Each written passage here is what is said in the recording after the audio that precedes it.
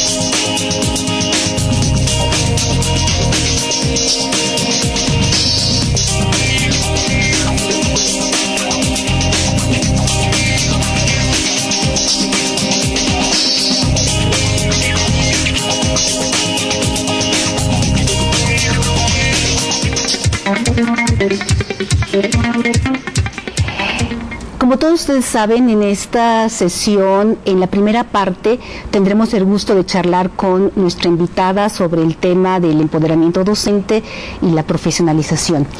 Y en un segundo momento vamos a dar apertura a ustedes con sus preguntas, sus participaciones, sus comentarios que le quieran hacer llegar a la doctora a través de los diferentes medios que estarán viendo en las pantallas, los teléfonos, el foro del propio seminario, el chat y personalmente quien nos quiere enviar alguna pregunta. Pues para iniciar, Daniela, quiero comentarte que el texto que leímos, Empoderamiento Docente, la práctica más allá de la didáctica, la práctica docente más allá de la didáctica, pues nos despertó muchas preguntas, inquietudes y muchísimas reflexiones. El texto que está en nuestro espacio del seminario habla del empoderamiento, pero a la vez en la primera parte de este texto hablas e incorporas la teoría socioepistemológica.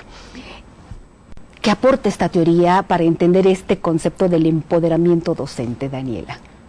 Bueno, muchísimas gracias por la invitación. De todo, para mí es un placer estar acá, poder compartir con la comunidad que estamos pensando del desarrollo profesional docente y en particular en matemáticas. Para esta parte me voy a apoyar de una de las diapositivas, solo para compartirles algunas imágenes, que es la segunda diapositiva, en donde decimos empoderamiento docente desde la teoría socioepistemológica de la matemática educativa. ¿Por qué desde esto?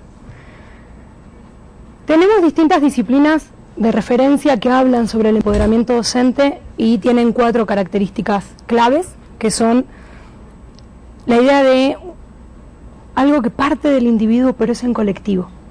Entonces, la primera idea del empoderamiento que estamos trabajando es una acción en colectivo. ¿Por qué decimos que parte del individuo? Porque no va a haber manera de obligar a las personas a empoderarse. Ese es un proceso interno. Aunado a esto, sabemos que es un proceso que no se otorga, por ende no voy a ir por la vida empoderando a la gente, sino que la gente va a vivir procesos de empoderamiento de distintos tipos, de distintas disciplinas. Tenemos una idea fundamental que es que parte de la reflexión y se consolida en la acción. Entonces, ¿qué vamos a estar trabajando nosotros desde la matemática y en particular desde la teoría socioepistemológica sobre la reflexión y la acción? Es decir, ir al aula y transformar el aula.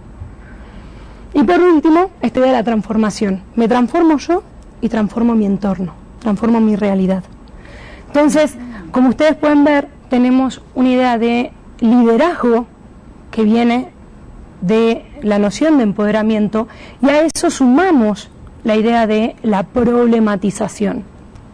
La problematización es lo que la teoría socioepistemológica aporta a esta idea de empoderamiento, en tanto permite el reconocimiento de una disciplina de referencia, la matemática educativa en este caso. Permite hacer diseños de intervención ad hoc a las realidades, entonces reconoce qué es lo que se trabaja en los contextos, en los diferentes contextos, y puede hacer situaciones de aprendizaje como herramientas de intervención didáctica. Desde la problematización, y ahora más adelante imagino que vamos a profundizar sobre qué es esta idea de la problematización. Cuando hablamos de la intervención y conocer a una disciplina de referencia, sumamos a eso la idea de cómo nosotros reflexionamos de manera comunitaria, en trabajos colectivos, en un colectivo docente que empieza a pensar y a fundamentar su acción, su práctica. Entonces, la idea fundamental que nos permite ver la problematización dentro de este empoderamiento que suma al liderazgo es la idea de un cambio de relación con el conocimiento matemático escolar. Esa matemática que trabajamos en la escuela, empezamos a cuestionarla a través de la problematización. Entonces, la incorporación principal que hace la socioepistemología a esta idea sociológica y de la psicología social sobre el empoderamiento es la noción de la problematización de la matemática escolar. Claro, esta problematización me parece que puede no ser algo sencillo, simple, vamos, todos a problematizar, sino debe ser un proceso complejo que tal vez ahorita nos platiques un poco más de ello. Pero me saltan 2 cosas interesantes de lo que acabas de comentar. Primero, que estos procesos de empoderamiento que implican la problematización son procesos colectivos.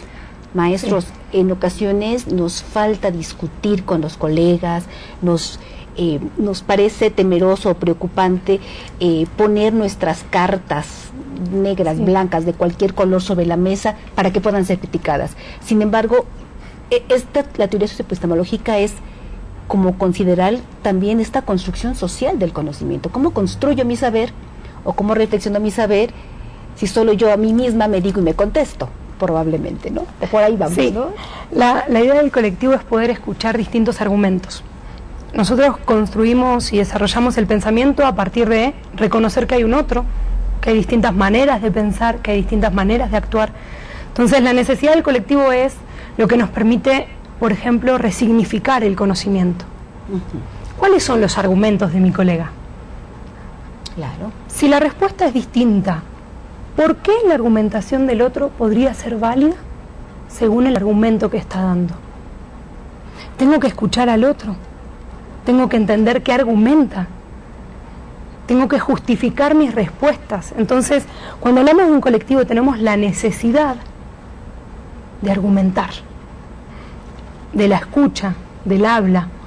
Entonces, estos aspectos que el individuo como tal, en verdad si nos ponemos a pensar, cuando leo un libro, pues hablo con el libro, ¿no? Claro. Me dice, vuelvo a leer, entendí bien, me dijo lo que quería, le entendí lo que quería decir, y en la simple lectura, la interpretación que yo haga, tiene un contexto. Si hace frío, por ejemplo, y leo que es en un lugar muy frío, con sus hojas tiradas en el piso de color marrón, pues a mí me viene una imagen de Buenos Aires en otoño, pero no me viene ninguna imagen de México, porque acá no recuerdo haber visto esa imagen. Entonces, los contextos son los que nos permiten interactuar y construir nuevos significados para la idea, en este caso fue de otra, no matemática, pero sino la idea de invierno. ¿Qué es invierno? Cómo imaginarnos el frío en invierno. Pues solo hablando con el otro y conociendo los argumentos del otro puedo resignificar un concepto, una idea que estamos trabajando. Claro, es un inicio entonces. Sí, es la primera parte. Sí. Doctora, usted en su documento nos habla de que el empoderamiento docente es un proceso individual y colectivo, como lo refería hace un momento. Pero ¿cómo desarrollar ese empoderamiento docente en lo individual y en lo colectivo? Bueno, para esto, cuando trabajamos, también voy a acudir a uno de los apoyos, que es la diapositiva número 7, que tiene que ver con un proceso que refiere a cómo partimos de un cuestionamiento de la matemática escolar con la que trabajamos a diario, hasta llegar a la transformación social. Por eso es que decimos del individuo a lo colectivo. Porque cuando nosotros pasamos de, y acá hay distintos autores que hablan de esta idea del empoderamiento y nosotros los retomamos, de una etapa individual, una etapa interior, en donde nosotros, si queremos tener algún esquema, vamos a estar hablando del cuestionamiento de la matemática escolar, en tanto lo que digo, qué digo cuando digo, por ejemplo, y se ve en el escrito, pues la proporcionalidad directa es cuando una variable aumenta y la otra también, una magnitud aumenta y la otra también. Así es. Y son como recetas, ¿no? Pero, así es, dije yo. Claro. Y cuestionar esta frase, esta idea fuerte, es el primer momento. Después nos vamos a dar cuenta que no siempre cuando una aumenta y la otra también es de proporcionalidad directa. O no solo la proporcionalidad directa es cuando una aumenta y la otra también. Si tenemos lo que sería nuestra razón de cambio negativa, pues esto no se cumple. Entonces empezamos por el cuestionamiento hablado. Tenemos una autocrítica de lo que hacemos en el aula y tenemos también lo que es el análisis de documentos escritos, bibliografía que nosotros trabajamos a diario, libros de texto, por ejemplo, y demás. Después empezamos a transitar un momento colectivo hasta llegar al momento social. El momento colectivo es donde nosotros nos reunimos con otros en eventos, en congresos, y acá viene la idea de reconocer una disciplina de referencia, para terminar con una transformación social que es poder generar comunidades de trabajo colectivo con otros profesores y que esto comience a ser un desarrollo profesional docente autónomo. Quizás en otro momento lo profundizaremos, pero nos tendríamos que poner a pensar pues qué tipo de cursos están recibiendo los profesores que permitan o no el acceso a este empoderamiento. ¿Cómo hago que un evento, un curso para colegas, me permita llegar hasta un proceso colectivo y no solo quedarse en lo interior o en lo individual? Se ha trabajado mucho, Daniela, sobre, perdón Mario, se ha trabajado mucho, Daniela, sobre formar a los docentes en tanto en el área didáctica como en el área disciplinar y en el área de desarrollo personal, porque finalmente el profesor tiene estos 3 componentes cuando interactúa en el aula con sus estudiantes. Y ante esto que nos acabas de comentar, la pregunta de Mario fue muy fuerte, ¿no? ¿Y cómo lograr el empoderamiento? Pero también decías hace un rato, no hay unas recetas claras, ¿no?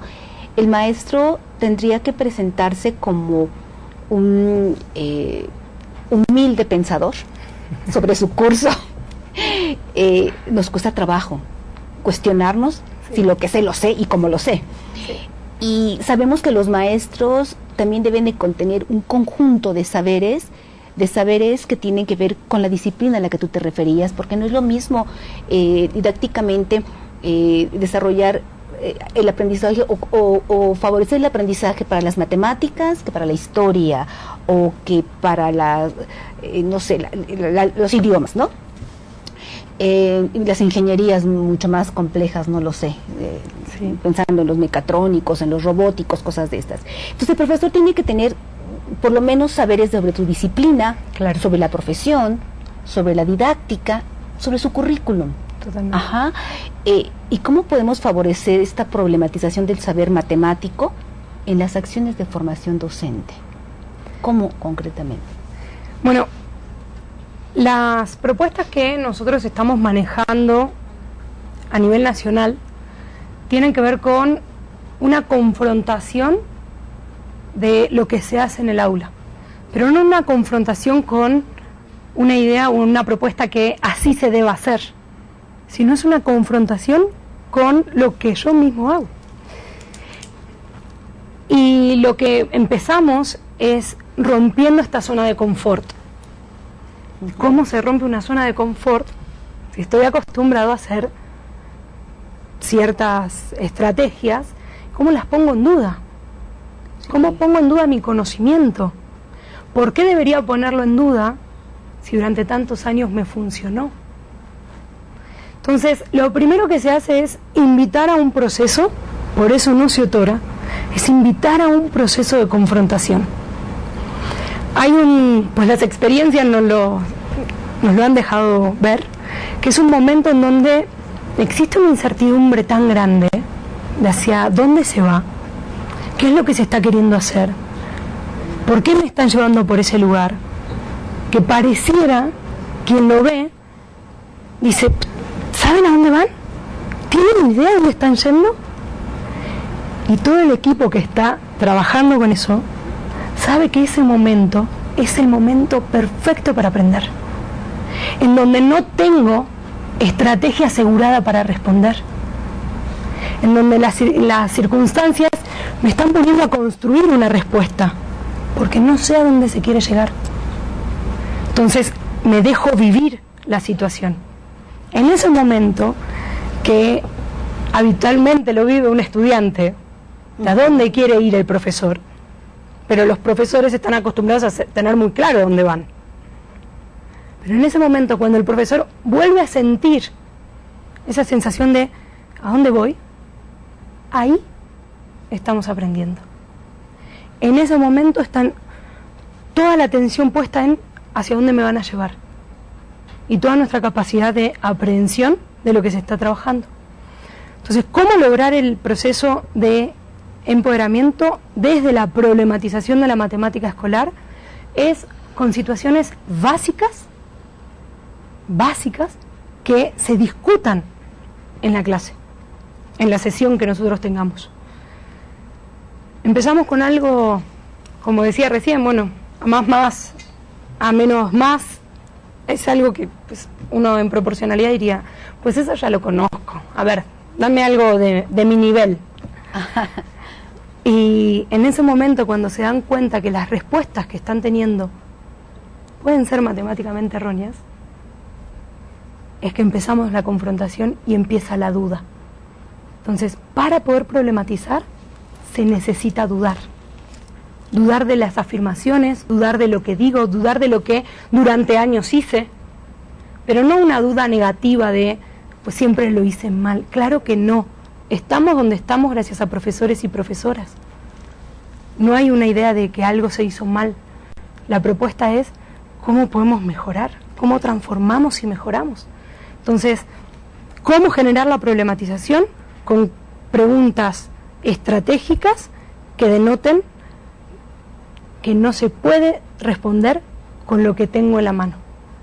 Esa es la estrategia básica para poder generar una problematización y un desequilibrio en mi estado de aprendizaje, ¿no? Estoy pensando como parte de este equipo que nos responsable de la formación docente, que entonces no basta con traducir las nuevas aportaciones técnicas que otros nos dan para ejercer una actividad, una dinámica, una tarea, ¿no? Haz un mapa, resuelve este ejercicio, sino poner al maestro en situaciones, no sé si comunes o menos comunes, pero situaciones en donde él tenga que enfrentarse. Sí. Vamos, tendríamos que trabajar simultáneamente la didáctica y la didáctica específica de la disciplina. No podría yo solamente trabajar la didáctica. ¿Tú por ahí nos llevas? Sí. Cuando la idea de pensar la didáctica, de empezar el saber más allá de la didáctica, ajá, es que nosotros como profesionales también podemos aprender. Para nosotros. Tener un momento de diálogo con mi profesión, en donde no estoy pensando en ese instante cómo voy a llevar eso al aula. En el primer momento empiezo a cuestionarme yo, mi quehacer, mi conocimiento. Es un momento, por eso decimos que es del individuo mío y lo trabajo en el colectivo, pero es entre nosotros, entre los profesores y las profesoras. Y después me voy a poner en otro momento, que ya era la segunda parte de lo que hablábamos del individual y pasábamos al colectivo, a diseñar situaciones para que las trabajemos en el aula. Pero en ese momento es un aprendizaje para los profesores, o sea, para el profesional de la educación. Claro. No llevarlo directamente al aula, sino es un proceso interno. Ya. Tú nos comentabas hace un momento, Daniela, el hecho de que debemos como docentes cuestionarnos estos saberes, ¿no? Sí. Comúnmente, como docentes, a veces tomamos por referencias textos, ¿no? Tú lo referías hace un momento, particularmente para diseñar situaciones de clase y que eso guíe de alguna manera nuestra función docente. ¿En qué medida estos saberes deben ser cuestionados por nosotros? Dentro de los libros de texto, ¿cómo cuestiono? Si tengo que no cuestionar los libros de texto. Todos los maestros usamos un libro de texto. Seguro. Y lo mejor que pasa es cuando elegimos nosotros el libro de texto. Esa es, creo que, la primera idea que tenemos que tener en cuenta. La elección del profesional de la educación que elija su texto, sin ningún tipo de imposición de nadie, de ninguna institución. Y en el momento que nosotros estamos eligiendo el libro de texto, poder cuestionarlo, poder ser críticos. Hoy en la mañana recibí una carta de una profesora de un plantel que me decía, me narraba su historia de cómo nos conocimos y cómo fue que le impresionó la idea de esto, de cuestionarnos, ¿no? Y me decía, como yo no encuentro ningún libro de texto que me sea funcional, yo hago mis propios apuntes. Entonces, pues, una opción es hacer propios apuntes, otra opción es que los profesores se empoderen de tal manera que diseñen libros, que empiecen a ser profesores también los diseñadores de libros, y hay editoriales que están publicando libros de profesores, pero que siempre tengamos la idea de poder cuestionar lo que hay. Y cuestionar, hay una idea que la comentamos en algún momento, ser críticos, y no criticones, ser críticos de eso que está en el aula, que queremos llevar para nuestros estudiantes. Entonces, ¿en qué medida? En la medida que el profesional de la educación decida hacer la crítica y que siempre tenga una mirada crítica de lo que está llevando al aula con sus estudiantes. Sí tenemos que fundamentar por qué hacemos lo que hacemos. Entonces, empezar criticando y diciendo, pues elegí este libro y no este por tal motivo, creo que es una manera fundamental de empezar a trabajar un proceso de empoderamiento. Cuando estamos en un curso, cuando ofrecemos una oportunidad de compartir conocimientos sobre experiencias para la formación docente, la reflexión nos parece que siempre es un motor, pues, ¿no? Lo tenemos como claro. Sin embargo, no es la reflexión sobre la actividad la que tú nos estás pidiendo en este momento como reconocerla, sino es la problematización de mi saber. Yo imparto el curso de filosofía, de lógica en bachillerato, y entonces, más allá de pensar si funcionan bien las actividades de análisis de casos, o tendría yo que cuestionarme y problematizar sobre lo que sé de lógica, por ejemplo. ¿Por qué lo sé de esta manera? ¿Y por qué me dice el libro que tengo que seguir tales o cuales referentes? Pero aún así, te preguntas, y los maestros lo que tienen son problemas urgentes. Están en el aula y ven a los muchachos actuando de una otra manera. Cuando yo problematizo, si yo entro a este proceso de problematización, ¿qué tanto puedo...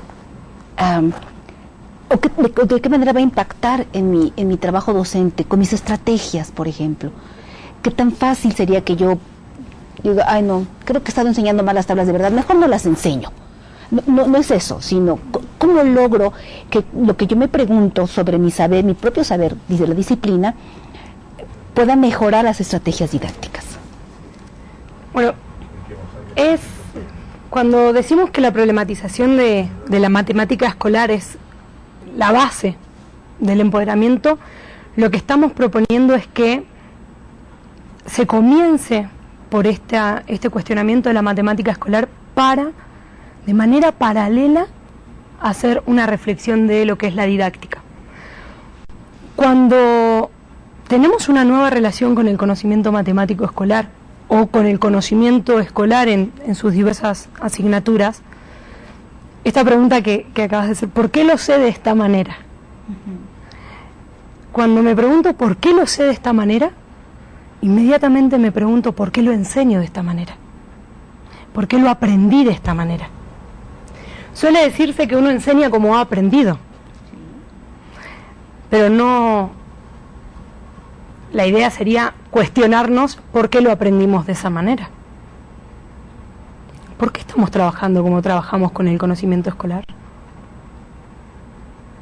¿Quién nos dijo que así es la manera de enseñar?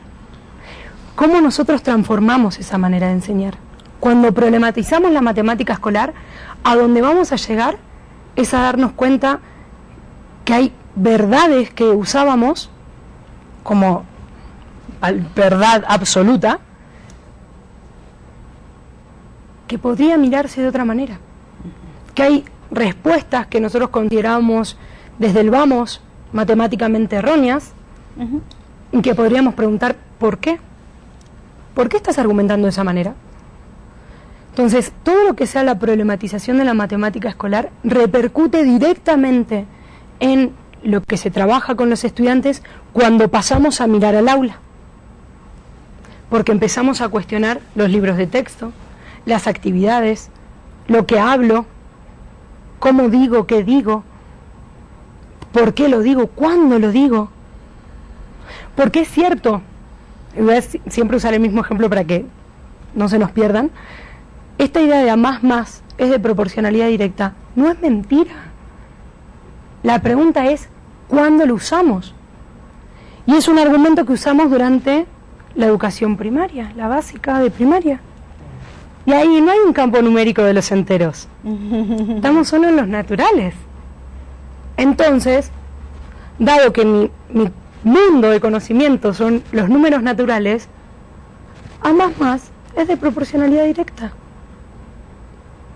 Porque no voy a tener un número negativo como razón de cambio.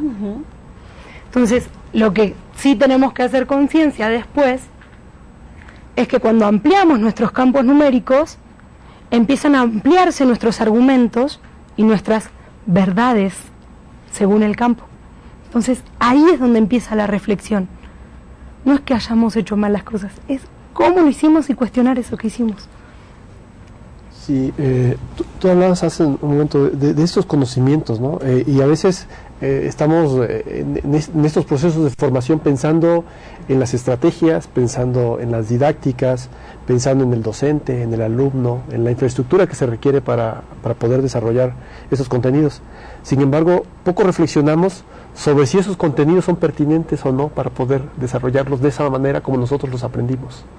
Entonces, entiendo que la teoría socioepistemológica se cuestiona esos contenidos, no los otros elementos que son los más importantes indudablemente, pero ahora miramos hacia los contenidos.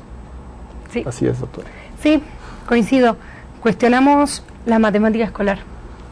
Nos planteamos que pues el currículo en estos procesos de transformación y de reforma, lo que nos cuestionamos es que hay un conocimiento escolar que está predeterminado y la pregunta es, pues, alguien, una persona, hizo que así fuera el currículo.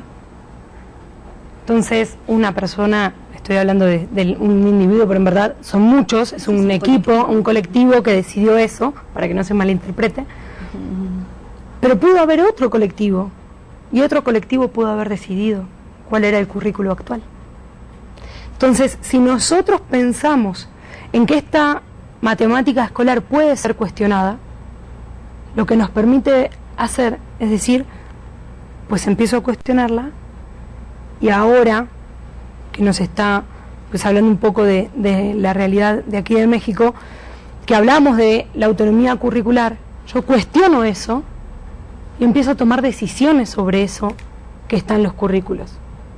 Entonces, cuestionar la matemática escolar y no solo los actos de estrategias didácticas de trabajo, es empezar a pensar qué es lo que va a saber hacer mi estudiante, los estudiantes, para que se formen como futuros ciudadanos. La reflexión va desde la base, desde la esencia, porque siempre hemos considerado la matemática escolar como algo estático y lo que tenía que cambiar era, pues si buscábamos culpables, o era el estudiante por no estudiar o era el profesor porque enseñaba mal, pero no cuestionábamos lo que estábamos enseñando. Entonces se dejó de buscar culpables y se empezó a ver cuál era el objeto que se estaba enseñando. En ese momento que cuestionamos al objeto, quienes son los que están en este acto educativo, estudiantes, profesores, directores de planteles y demás, empiezan a acomodarse de manera tal que esta matemática escolar comience a resignificarse, se transforme de una manera y empiece a ser funcional para la vida del estudiante. Entonces, sí es necesaria esta mirada, desde mi punto de vista, no digo que así sea, sino desde mi punto de vista, sí es necesario empezar a despersonificar el problema y empezar a ver que hay un ente que sí se puede cuestionar y puede transformar las relaciones que tienen los demás entes educativos con ese objeto. Yo percibo en esto una invitación a cambiarnos de posición en la mirada ante los problemas. Es en todas las escuelas y en todos los niveles educativos una gran preocupación de las autoridades el alto índice de reprobación en matemática, por ejemplo, o en física, o en algún área de ingenierías, no lo sé, ¿no? Y lo que pensamos en ocasiones, porque me quiero incorporar como parte de los que piensan en buscar las soluciones, pensamos en que pues habrá que darle un taller a los maestros para que utilicen una herramienta que facilite a los estudiantes el conocimiento. Pero también los estudiantes dicen, eso es lo fácil, lo que me presenta el maestro es la ruta más fácil, y en ocasiones no encontramos el nexo entre una acción de formación que estamos implementando con herramientas, con técnicas comprobadas, porque hay pedagogos, psicólogos que nos han dicho que el conocimiento, y no habíamos visto al saber del maestro. Entonces, creo que es una invitación para que ahora las acciones de formación y los programas no separemos las didácticas por un lado y a ver la disciplina qué hace por su lado, sino que integremos la didáctica, la disciplina, y por qué no, hasta el propio profesor que tiene que pensarse como un ser intelectual, como dice Giraud, un ser que se cuestione su saber, porque él va a construir saberes con sus estudiantes. Y ahorita me está dando, no sé si preocupación, angustia o qué, Daniela, porque las acciones de formación quieren ser así como concretas, cortas, para ver cambios cortos. Y esto de la problematización me parece que es una idea de largo plazo. Sí. Por lo menos de mediano, no sé qué tan largo, pero no es inmediato. Yo no puedo pasar de una reflexión profunda, digamos, a una acción inmediata, porque esta reflexión primero me lleva un tiempo. ¿Cómo que yo no sabía lo de la gráfica? O ¿cómo lo que yo no sabía de las tablas de verdad? Pero siempre es así, o sea, me lo enseñaron a mí, lo enseñan todos, están los libros, claro. ¿Por qué o sea, creo que esta problematización nos está invitando a como que mirarnos de otra manera, como haría Picasso, ¿no? O sea, ya no solo este frente, ahora hay varios frentes que podríamos de revisar, ¿no? Pues bueno, realmente sí, invito a todos a buscar la pintura de Picasso, Mujer con sombrero. Es una pintura que pues la uso como ejemplo, no la habíamos charlado, pero está muy bueno, que es poder ver en un solo plano, así es, todos los planos, varios planos, todos los planos de esta mujer con sombrero, ¿no?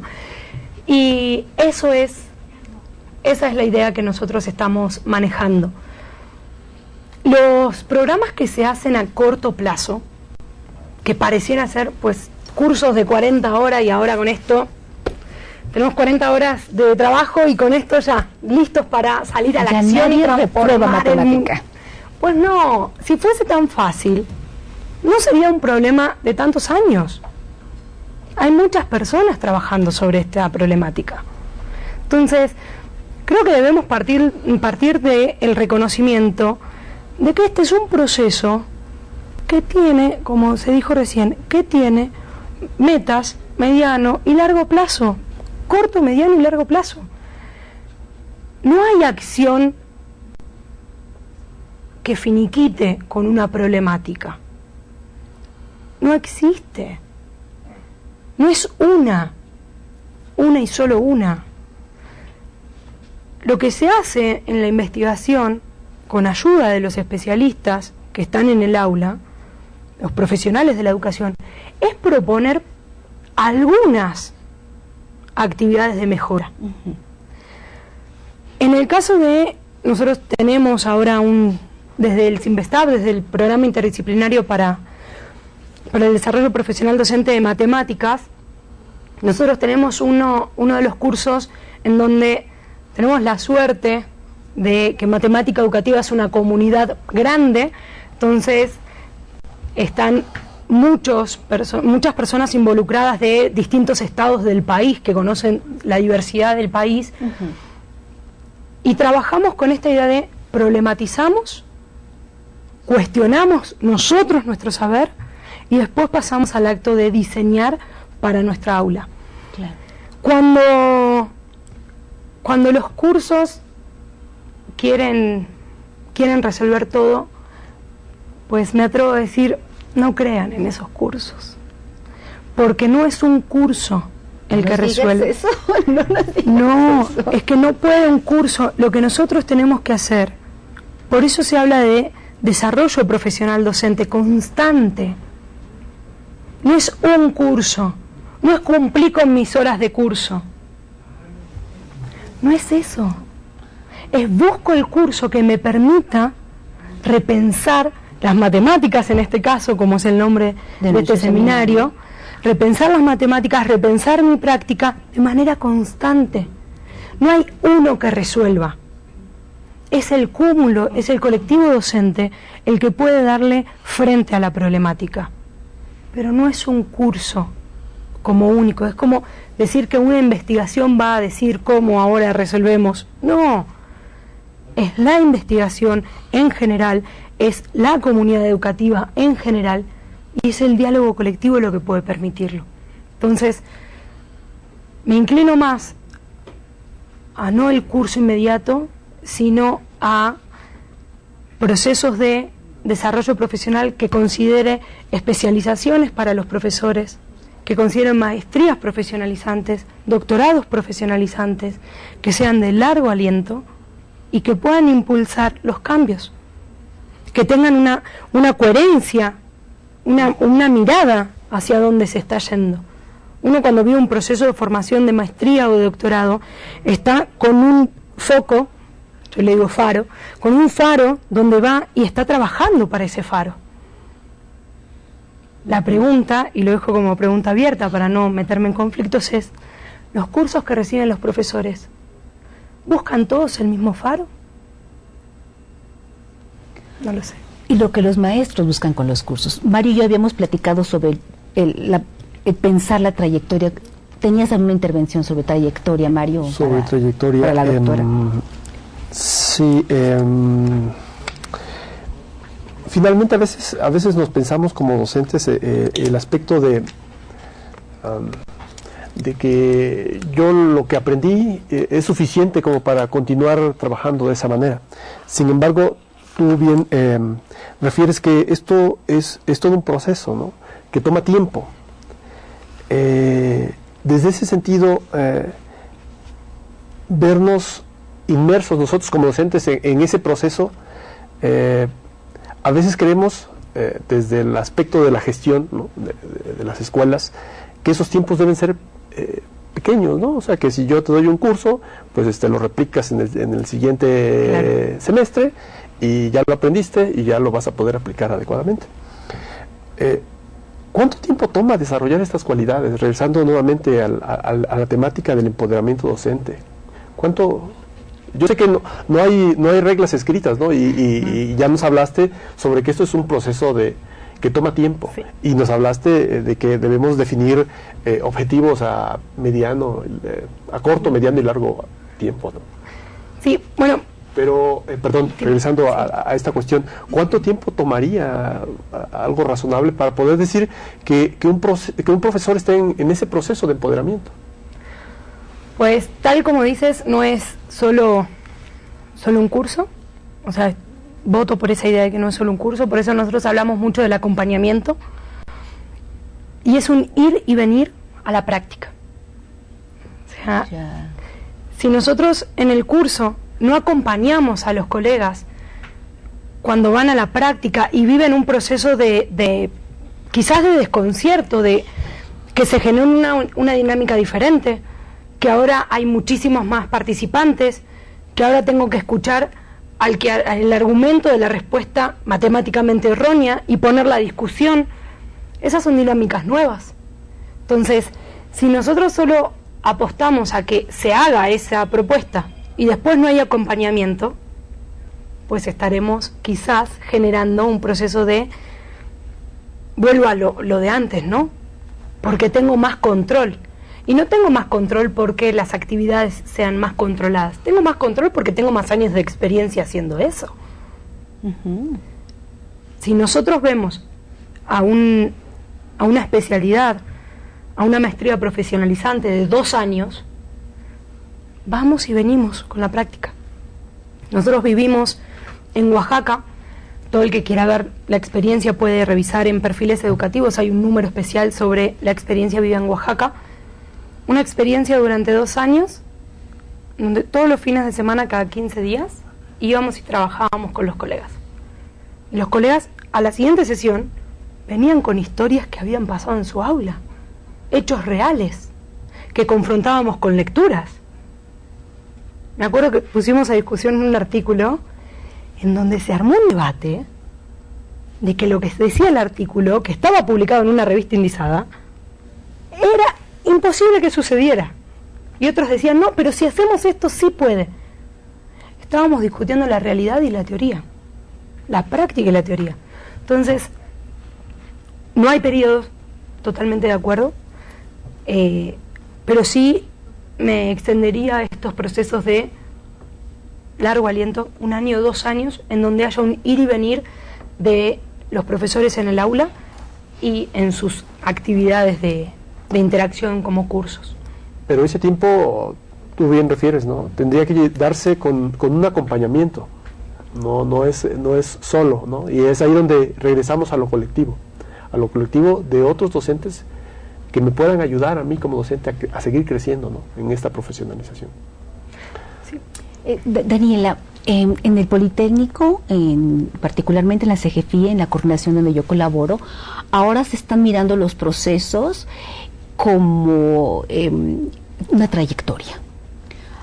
Se piensa no solamente en las áreas de formación que ya había mencionado, la didáctica, la disciplinar, el desarrollo personal, sino en procesos, en rutas, en caminos a seguir y abarcando niveles de complejidad. Ahora hablamos de competencias, de un perfil docente por competencias con niveles de avance, ¿no?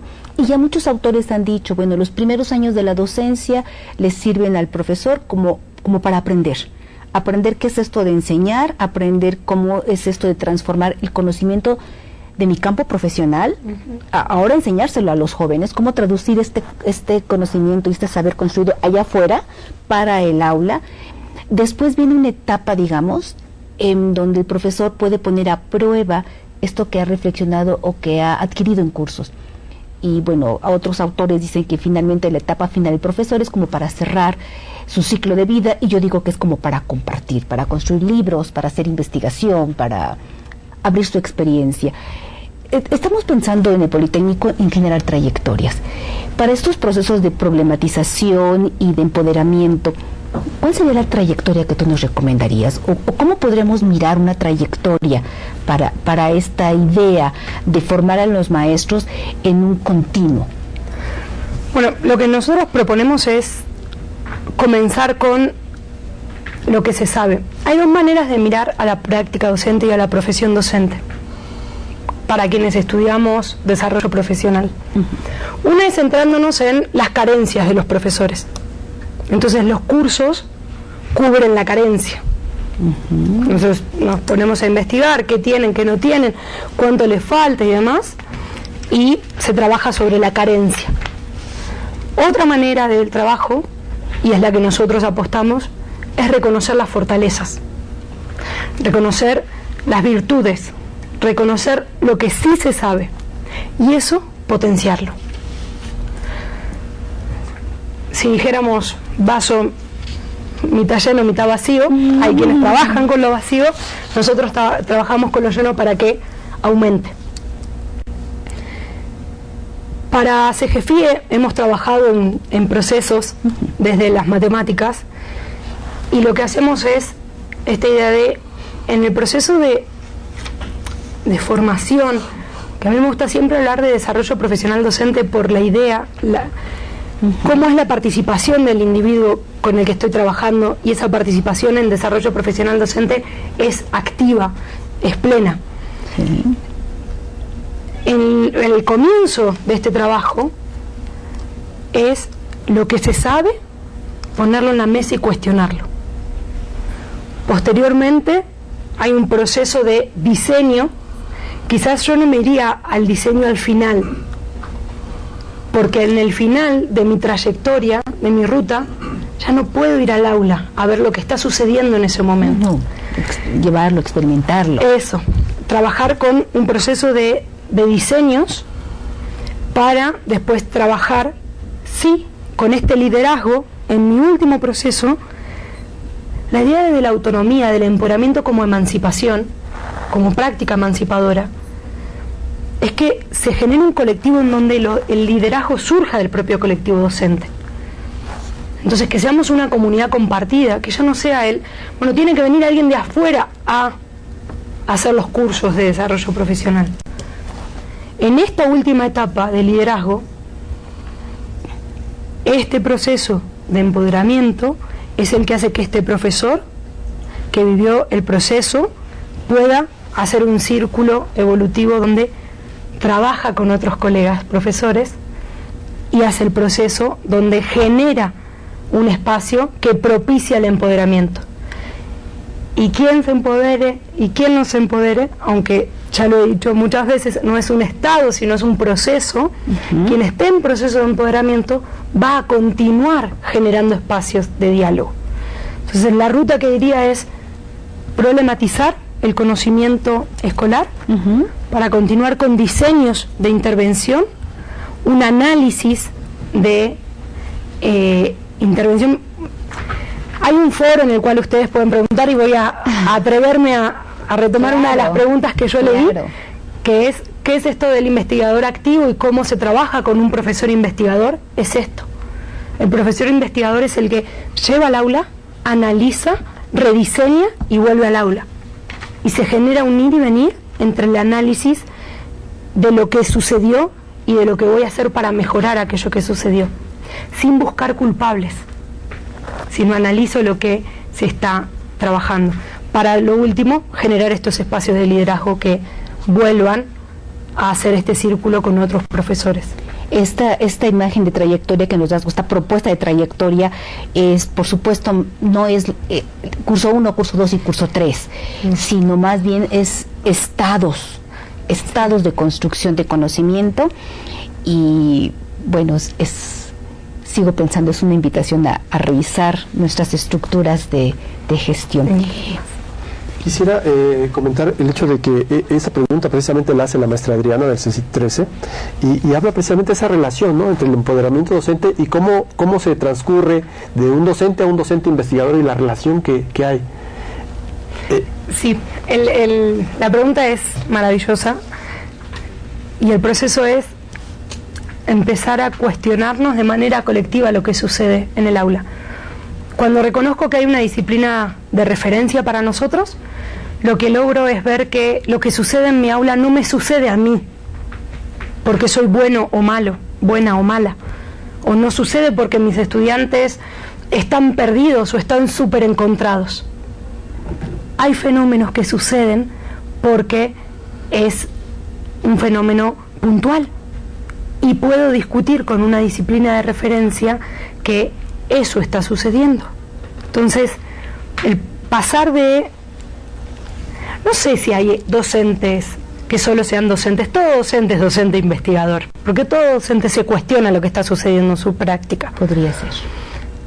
Lo que sí tenemos que generar son, en procesos de academia, en procesos de diálogo colectivo, estas discusiones de hacia dónde estamos yendo, para entre todos construir una ruta. Entonces creo que eso sería cómo pasar y cómo este empoderamiento puede generar una dinámica en los profesores investigadores. Encontrar una disciplina de referencia y generar espacios de discusión y debate para la acción.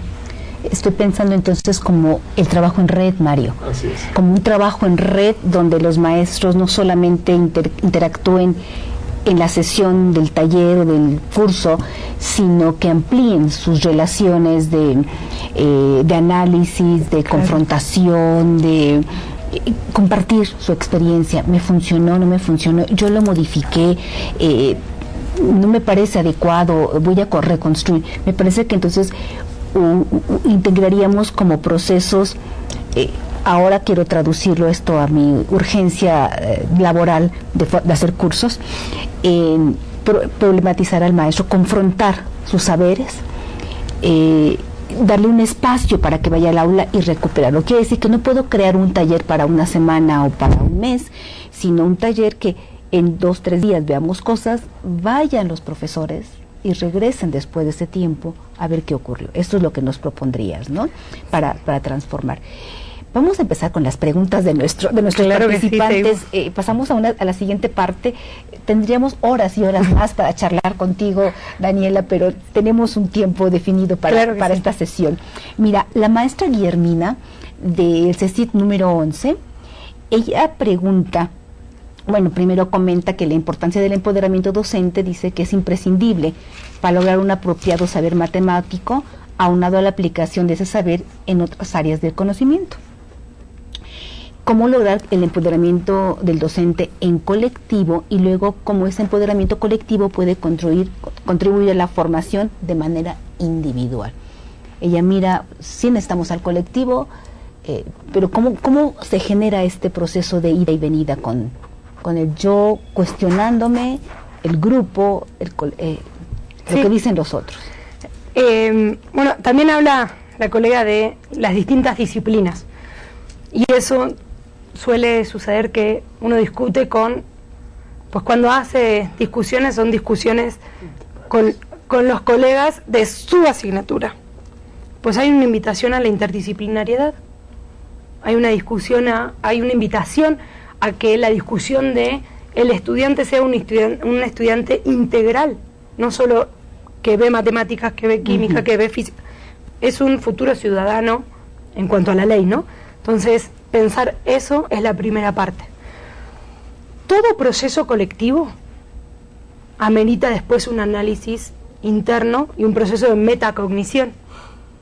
¿Qué de todo esto me llevo? ¿Qué de todo esto me es funcional a mi realidad? ¿Qué se queda en una discusión y en una utopía a alcanzar, pero que en este momento no puedo concretar? ¿Y qué sí elijo llevar a mi aula inmediatamente, mañana? En ese proceso es un proceso del yo, después del colectivo.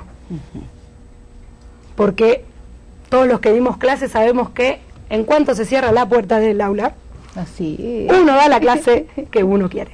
Entonces, más allá de los consensos, sí hay un consenso integral que tengo que reconocer cuáles son las líneas fundamentales que me permiten a mí elegir qué es lo que hago en mi curso, en mi aula, cuando cierro la puerta, porque si no, no estoy reconociendo a quienes tengo enfrente. Si la toma de decisión fue previa a trabajar, a reconocer a mis estudiantes, a saber qué saben, a saber quiénes son, a saber qué hacen, qué quieren, cuáles son sus intereses, cuáles son sus motivaciones, qué los mueve a estar ahí, pues estamos olvidándonos de la parte principal, claro, que son nuestros estudiantes. Entonces, en ese proceso del colectivo del yo, creo que tiene que ver con el reconocimiento del grupo de estudiantes, del contexto en el que estoy, de cuándo estoy, en qué época del año. No es lo mismo dar clases a principio de año que a final de año, a principio de curso que a final de curso, después de un acto social conflictivo que nos genera incertidumbre, a una estabilidad normal. Entonces, sí creo que en ese momento de reflexión interna es cuando hago la acción en el aula. Bien, bien, gracias. Otra pregunta, Mario, tenemos sí, por ahí. Liliana creo tenía una pregunta. Antes de ella, me gustaría nuevamente comentar en el caso de la maestra Adriana Gómez del CECI 13, que también nos pregunta si existe algún indicador que nos permita definir este concepto de empoderamiento docente. Tratamos siempre de medir las cosas, ¿no? Sí. Me cuestionaba yo también eso, ¿no? Sí, bueno, los indicadores, como en una de las presentaciones mostré, pues tenemos esta idea de las manifestaciones del empoderamiento, que era el cuadro que mostré hace un ratito, que está en una de las diapositivas que está colocada, justamente ahora en la diapositiva 7 que había mostrado. Esos son indicadores que permiten ver cuál es el proceso de el empoderamiento. Entonces, sí podríamos ver cómo estamos evolucionando, si todavía estoy en el aspecto individual, si ya pasé al colectivo o ya estoy en el social transformando. Entonces, esos podrían ser indicadores que nos muestran hacia dónde va este proceso de empoderamiento. Son de tipo cualitativo, definitivamente. Totalmente. Cualitativos, maestros. Tengo una pregunta de nuestra colega Carmen Varela, ella es del Colegio de Bachilleres de San Luis Potosí. Y ha leído, yo creo que con mucho detalle, el artículo que subimos a plataforma y lo compartimos para esta sesión, porque te voy a decir justo cómo lo menciona. Dice, con base en la UASE, esto le pediría yo a Daniela que nos dijera qué es la UASE, la Unidad de Análisis Socioepistémica. Claro, a eso me refiero, que lo leyó muy bien porque retoma ya las siglas como referencia. Dice, con base en esta unidad de análisis socioepistemológico, dice, y el diseño de la guía que conforma las actividades didácticas típicas, al ponerlos en la práctica con los docentes, ¿cómo dieron solución a las situaciones y actitudes presentadas por los maestros? O sea, lo narrabas en el caso de tu ejemplo de estudio. Sí, la UASE, la Unidad de Análisis Socioepistémica, que es luego de una investigación, una problematización del saber, no solo de la matemática escolar, sino del saber en sus diferentes aspectos, que es lo didáctico, lo epistemológico, lo cognitivo y lo social. Cuando nosotros hacemos este estudio desde la investigación, problematizando el saber, lo que encontramos son elementos clave que nos permiten generar elementos para la problematización de la matemática escolar. Encontrar estas correlaciones, no voy a profundizar por el tiempo, pero trabajar con los profesores en aspectos del tipo, la idea de lo proporcional existe en el derecho penal, que es una disciplina social, y el derecho penal se rige por el principio de proporcionalidad, y no tiene que ver con que al doble le toca al doble, sino que ahí está inmerso el pensamiento proporcional. En ese momento es un momento de aprendizaje, de descubrir algo distinto. Entonces la actitud de quienes están en este proceso de empoderamiento es de reflexión y empezar a construir otros hilos. Si está el derecho penal, también está todos los aspectos antropométricos. Después está también todo lo que tiene que ver con el trueque, también tiene que ver con la construcción, también tiene que ver con la arquitectura, y empiezan a salir de que el objeto matemático es solo propiedades, conceptos y definiciones, y empiezan a ver su funcionalidad. Entonces la actitud del profesor se dispersa. Ya no es solo tengo que saber la fórmula, sino que tengo que ver dónde se usa ese conocimiento y cómo lo hago funcional. Lo has dicho muy bonito, porque a muchos maestros les preguntamos, ¿y eso para qué lo enseñas? Luego les va a ser útil cuando estudien ingeniería. Claro. Y entonces nos quedamos igual. Y hay cosas que son útiles para estudiar ingeniería, no descartemos eso, solo que empecemos a también incorporar otras funcionalidades actuales. ¿Qué otra pregunta tienes? La maestra Liliana Suárez, docente del CGFIE, nos hace la siguiente pregunta, pero antes quiero leerlo textual. Quiero ligar una pregunta que refiere la maestra María Eugenia. Dice: la práctica educativa y la formación docente son líneas de investigación educativa. Dentro de la socioepistemología, los estudios de reproductibilidad, como lo documentas en tu tesis, estudiaron los invariantes en las situaciones de aprendizaje que diseña e instrumenta un profesor. Yo observo que con tu investigación hay una continuidad a estos estudios de reproductibilidad y su relación con la formación docente, porque al introducir la problematización del saber matemático del propio profesor, éste obtendrá un marco más amplio para observar el trabajo de los estudiantes y el suyo propio. Refiere que le gustaría saber tu opinión al respecto. Bueno, en la maestría, cuando empecé con esta investigación, los procesos de reproductibilidad que tiene que ver con reproducibilidad, que tiene que ver con una investigación que hizo el doctor Javier Lezama, es una de las bases. En la investigación yo tomo dos inicios, que es la reproducibilidad y el hecho de la exclusión. Estos dos son pilares para mí para poder proponer lo que es el empoderamiento docente, que en verdad empieza por un hecho. Yo hay algo que observo en una actividad con profesores hace ya 9 años, veo que ocurre algo y lo que digo es: ocurre una vez, ocurre 2 veces, ocurre 3 veces, no, pues analicémoslo, ¿no? Convirtamos este hecho en un fenómeno. Entonces, lo que hace el empoderamiento tal cual lo dice la doctora Suárez, lo que hace el empoderamiento con esta reproducibilidad es trabajar estos elementos que hacían que un profesor volviera a la práctica de siempre. O sea, sí entiendo, si tengo un diseño de una situación y la llevo al aula, pero llega un momento en donde me vuelvo. Entonces, lo que hace el empoderamiento con la problematización de la matemática escolar es generar una sostenibilidad en el tiempo. De que eso, como vuelvo y cuestiono, vuelvo e investigo sobre lo que sucedió, voy de la teoría a la práctica, me permite una estabilidad, y el cuestionamiento a profundidad del saber matemático escolar me permite generar esta estabilidad. Entonces coincido plenamente en que es la base, y desde la maestría lo fue. Fabiola es otra de nuestras colegas que participan en este seminario.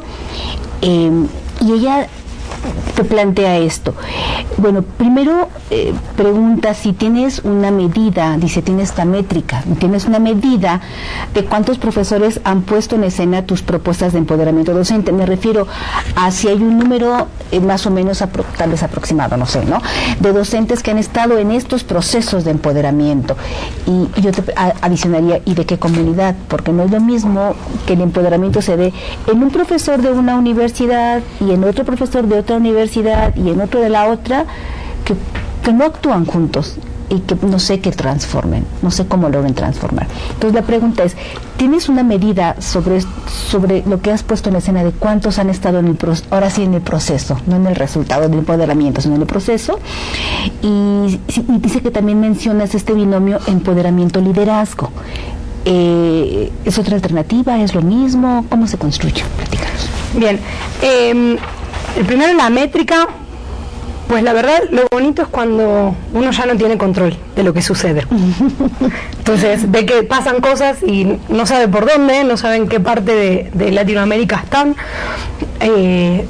o fuera. Me he enterado que en Portugal están hablando del tema de empoderamiento. Entonces, pues esto fluye.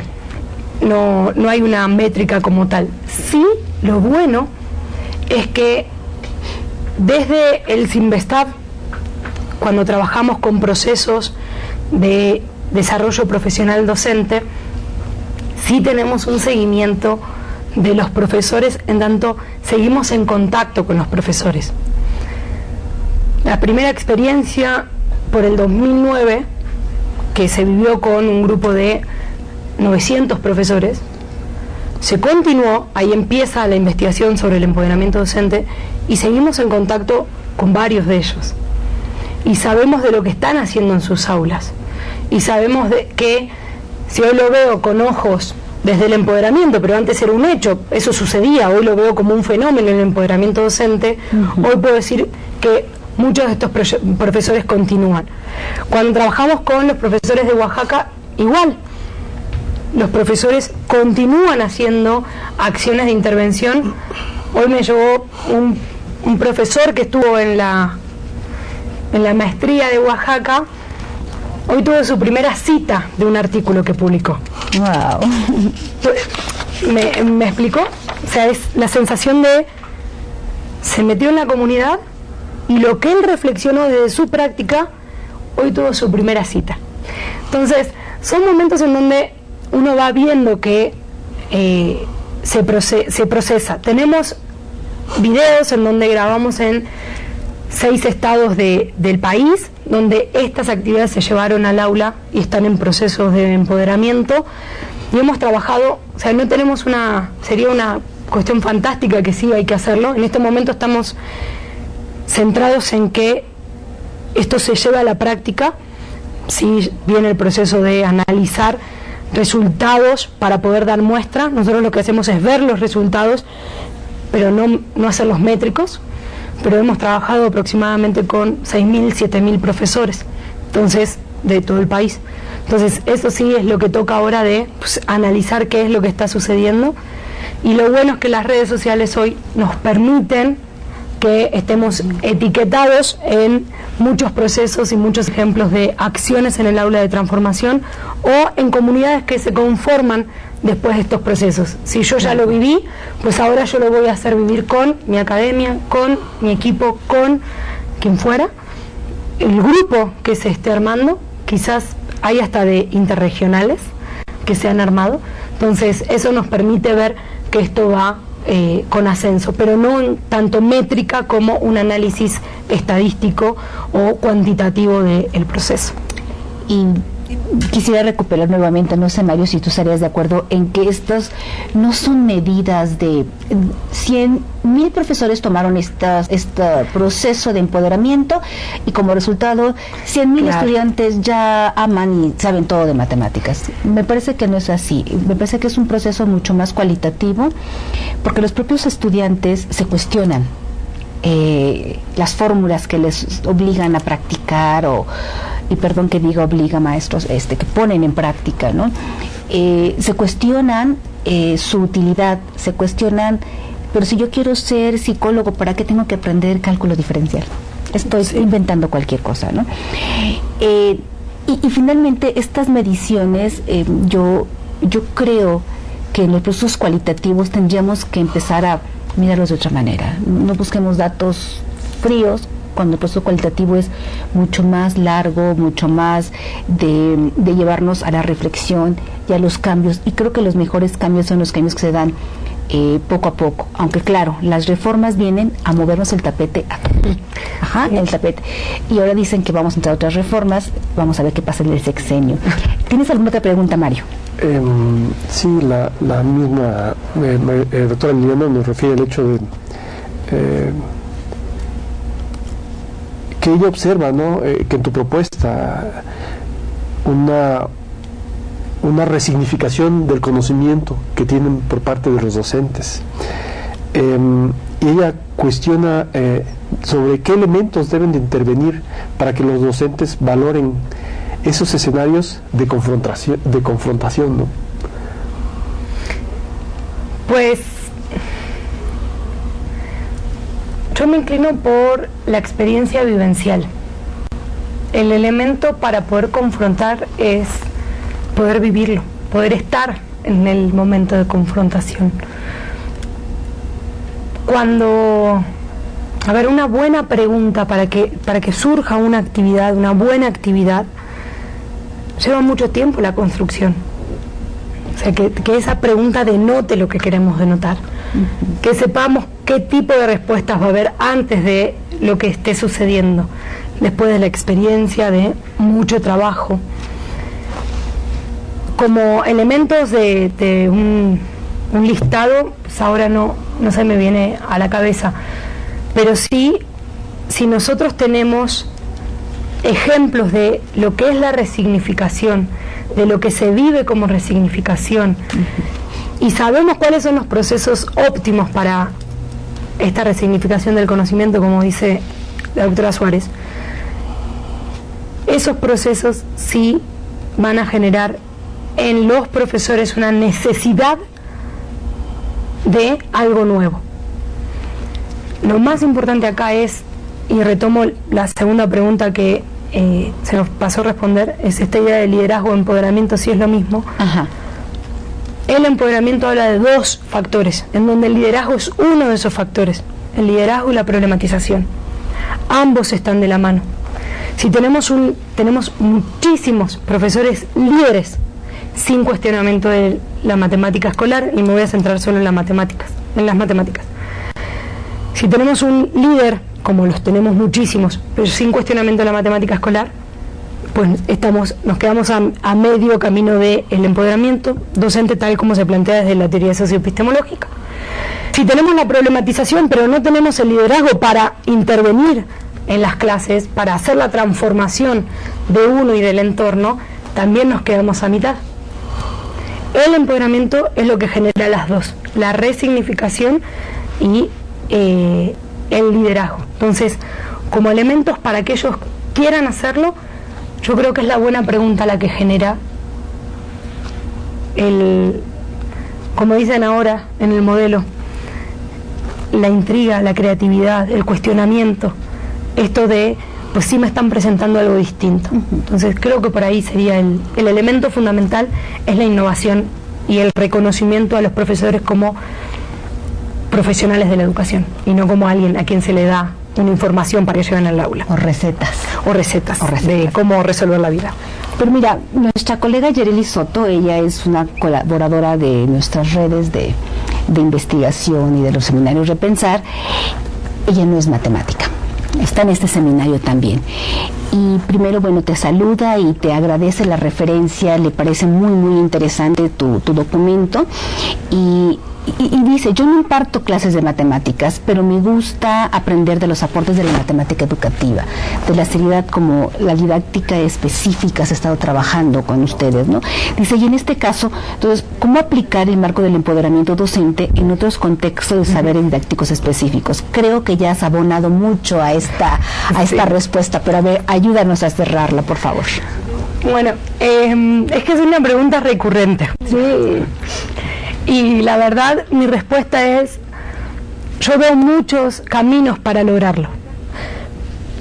pero no me atrevo a decir los caminos, porque para poder marcar una posible ruta hacia el empoderamiento docente en matemáticas desde la teoría socioepistemológica, hice una investigación de muchos años con muchos profesores, haciendo trabajo de campo mucho tiempo. Entonces, lo que digo es, las disciplinas tienen estos elementos del reconocimiento de una disciplina ad hoc, del trabajo colaborativo, de diseños reconociendo el contexto, de la funcionalidad del conocimiento, del cuestionamiento de la matemática per se, está uno metido en eso, del conocimiento per se, de la disciplina que fuera para cuestionar. Entonces, sí creo que la investigación deja, y no la investigación en cuanto mi investigación nada más, como lo dijo Liliana, esto es un proceso largo. Javier Lezama empieza a trabajar sobre el desarrollo profesional hace muchos años. Entonces esto es una continuidad que la comunidad lleva por delante. Entonces sí, hoy creo que la matemática educativa, desde esta visión del desarrollo profesional, tiene elementos que pudieran considerar otras disciplinas para empezar a ver cómo generar el empoderamiento docente en estas otras disciplinas. Y nosotros sí lo que hacemos es encontrar estos puntos claves del empoderamiento en general y llevarlos cuando hacemos procesos de desarrollo profesional, tanto en matemáticas como en eventos interdisciplinares o transversales. Sí nos retomamos estos elementos para ponerlos en juego. Y obviamente, para la colega, totalmente dispuesta a tomar un café y charlar como hacemos. Yereli, ya lo tienes entonces apalabrado con la doctora, listo para revisar estos conceptos. Y de hecho nos dejas esta tarea todo, ¿no? Yo me siento entusiasmada de escucharte, comprometida con lo que hago. Yo trabajo formación docente y por supuesto tengo que incorporar esta nueva visión que nos aportas. Creo que las investigaciones en educación justamente lo que nos llevan es a repensar lo que estamos haciendo, y por eso el nombre de este seminario, repensar las matemáticas. No me ha funcionado el álgebra o este tema no se lo aprenden, ya no se los enseño, les enseño otro, ¿no? Sino es repensar lo que tú nos has comentado.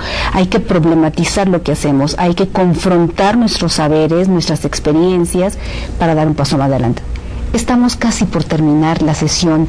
Mario, ¿nos ayudas al cierre de la sesión?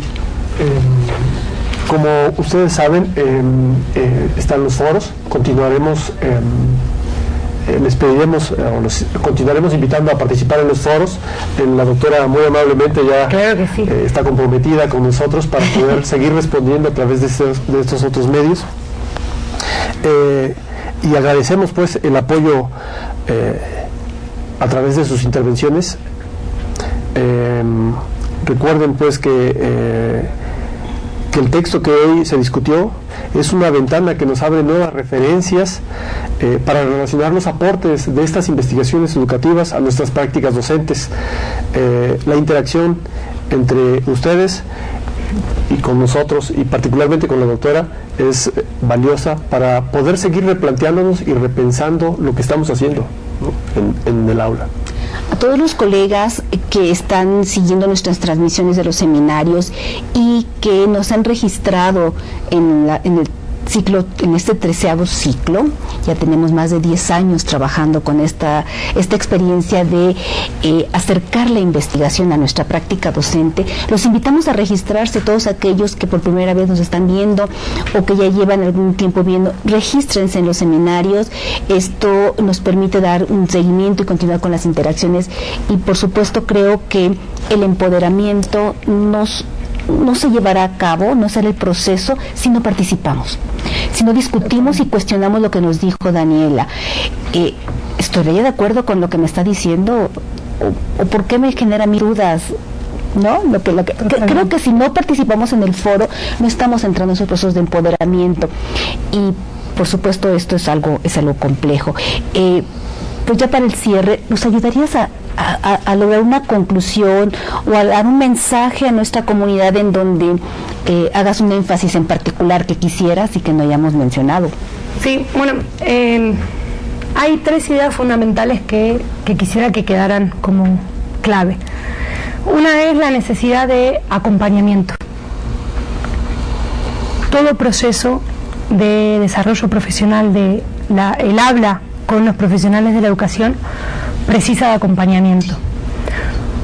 Otra de las ideas que también comentamos en este seminario, en este diálogo, el cual agradezco, de verdad, es poder entender esta idea de que la rapidez del acto de transformación no tiene que dejar por detrás la estructura y la creación de metas a corto, mediano y largo plazo.